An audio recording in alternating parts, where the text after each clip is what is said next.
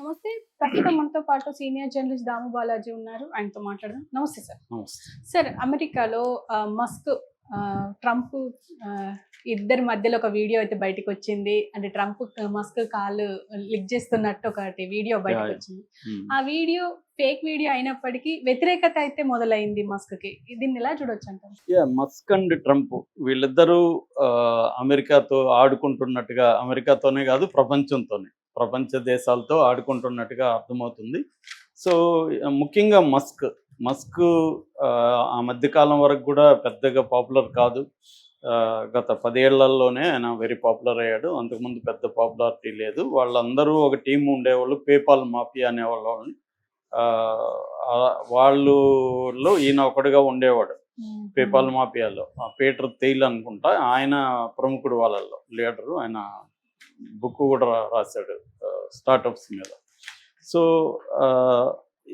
ఆ తర్వాత Musk Trump గురించి చెప్పుకోవాలంటే వీళ్ళిద్దరు బంధం యాక్చువల్గా 2016 తర్వాత 2016లో ఈయన కంటెస్ట్ చేసినప్పుడు, అప్పుడు ఆయన 2016లో 17 జనవరిలో ప్రెసిడెంట్ అయ్యాడు మస్క్.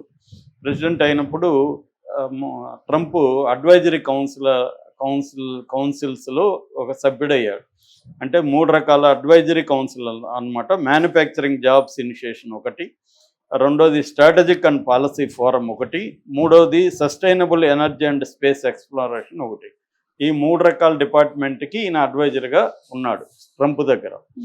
2017లో కూడా గొడవలు వచ్చాయి ట్రంప్కి మస్క్కి. ఎందుకు గొడవలు వచ్చాయంటే 2017లో ట్రంప్ ప్యారిస్ క్లైమేట్ అగ్రిమెంట్ నుంచి బయటకు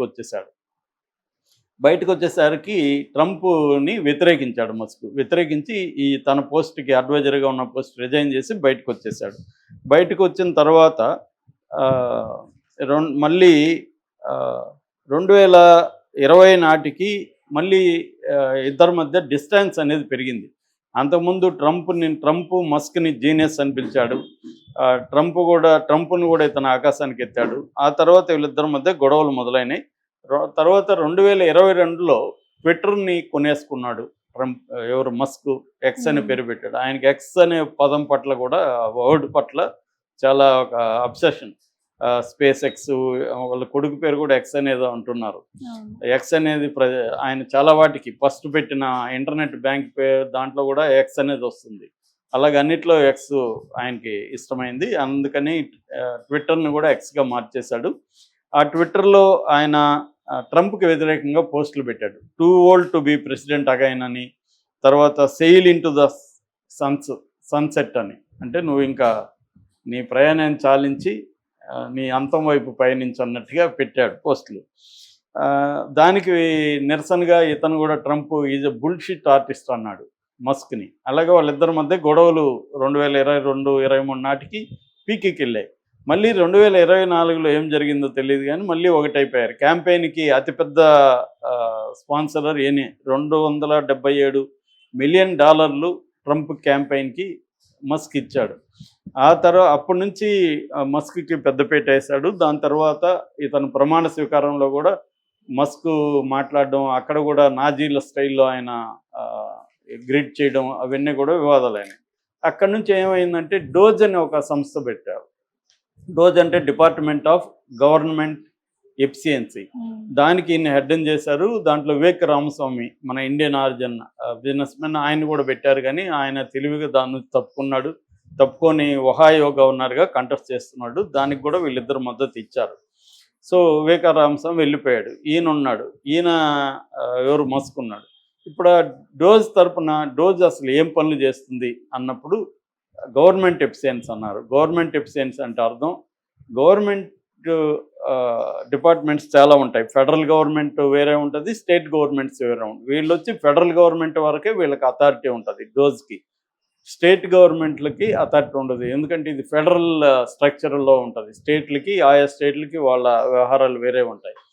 సో అందుకని వీళ్ళు ఏం చేశారంటే ఇప్పుడు ఫెడరల్ గవర్నమెంట్లో ఉండే వేస్టేజ్ని కట్ చేయడం, కొన్ని వేస్ట్గా ఉండే ఫెడరల్ సంస్థల్ని, అంటే ముఖ్యంగా పబ్లిక్కి సేవ చేసే సంస్థలు కావచ్చు, పబ్లిక్ చారిటీ సంస్థలు కావచ్చు, ఇలాంటి వాటినన్నింటినీ మూసేయడం.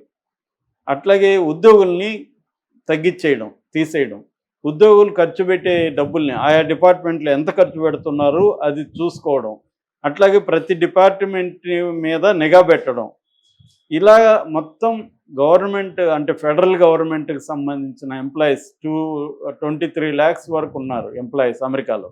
అంటే మనం కేంద్ర ప్రభుత్వం అనుకోవచ్చు, ఇక్కడ కేంద్ర ప్రభుత్వ ఉద్యోగుల్లాగా అక్కడ. సో వీళ్ళందరి మీద ఇది ఇప్పుడే ఒక ఈమెయిల్ గందరగోళానికి తెరలేపారు. ఆ ఈమెయిల్ ఏమందంటే అందరి 23 లక్షల ఉద్యోగులకి ఈమెయిల్ వెళ్ళింది డోజు నుంచి. ఏమనంటే మీరు లాస్ట్ వీక్లో పనిచేసిన 5 పనులు బుల్లెట్ పాయింట్లో రాసి పంపించండి మాకు అని. ఎవరైనా పంపించకపోతే వాడు ఉద్యోగంలో లేడని మేము భావిస్తాం అని కూడా అన్నారు. లేడంటే వాడిని తీసేస్తామని. ఉంటే నువ్వు రాసేవాడివి కదా, లేదు కాబట్టి రాయలేదు అన్న సెన్స్తో అనమాట. సో అంతకుముందు ఇతను ఒక దాన్ని ఏమంటారు పెద్ద రంపం లాంటిది, దాన్ని తీసుకొచ్చి ఇది వీళ్ళని బ్యూరోక్రసీని కట్ చేస్తానని కూడా ఎలాన్ మస్క్ డ్యాన్స్ వేస్తూ దాన్ని చూపిస్తూ ఎగిరాడు. సో అంటే ఏంటి, అంత పెద్ద రంపంలాగా తీసుకొచ్చి మిమ్మల్ని అంతా కట్ చేస్తానని.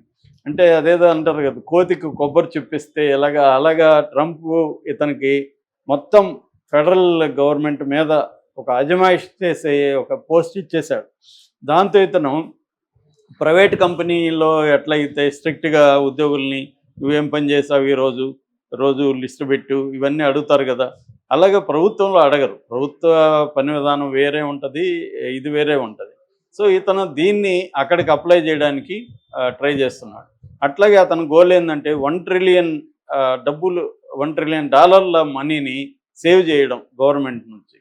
ఈ సేవ్ చేయడం అనేది ఇప్పుడు మనకు చాలా ప్రజలకి ఇచ్చే సౌకర్యాలు ఉంటాయి, హాస్పిటల్స్ ఉంటాయి, డబ్బులు ఎడ్యుకేషన్ ఇన్స్టిట్యూట్స్ ఉంటాయి, అనేక రకాల వృద్ధులకి పెన్షన్లు ఉంటాయి. ఇవన్నీ ఆపేస్తే డబ్బులు గవర్నమెంట్కి వస్తుంది ఖచ్చితంగా, ఇండియాలో కూడా ఎక్కడైనా వస్తుంది. కానీ ఇది హ్యూమన్ రిసోర్స్ మీద పెట్టే ఖర్చు. రెండోది మనం వృద్ధులకు లేకపోతే చిన్నపిల్లలకు జబ్బులు ఉన్న వాళ్ళని చూసుకోవడం కూడా సమాజం బాధ్యత. ఇవన్నీ కూడా అవసరం. కానీ లాభ నష్టాలు మాత్రమే గవర్నమెంట్స్ ఆలోచిస్తే ఆ సమాజం మనుగడలో ఉండదు. కానీ ఇతను ఏం చేస్తున్నాడు, ఓన్లీ లాభం నష్టం, ఇది నష్టమా దీన్ని పీకేద్దాం అన్న దీంట్లోకి వెళ్ళిపోయారు. ఇతనేమో కంప్లీట్గా పవర్స్ ఇచ్చారు. ఇంకా అగ్రెసివ్గా చేయని ట్వీట్ చేశాడు ఎవరు, ట్రంప్.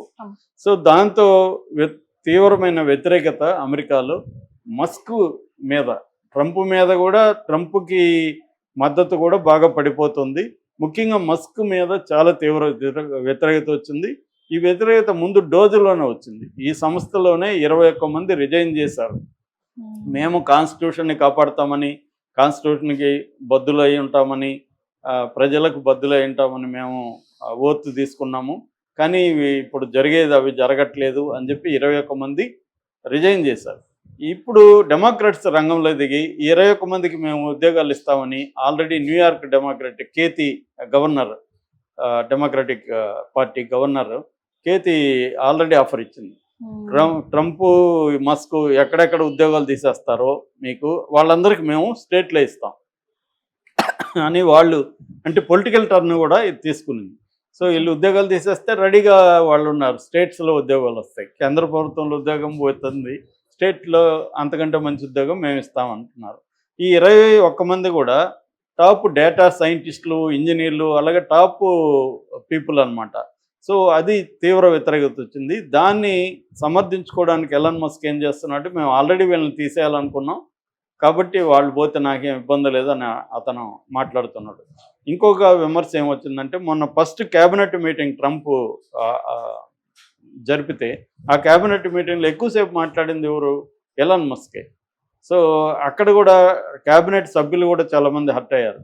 అట్లాగే ట్రంప్ది ఈ ఎలాన్ మస్క్ తీసుకున్న ఈ నిర్ణయాలు, మెయిల్ ఐడి ఉంది కదా, దీన్ని ట్రంప్కు దగ్గరగా ఉన్నవాళ్ళే. For example Kash Patel very close to Trump.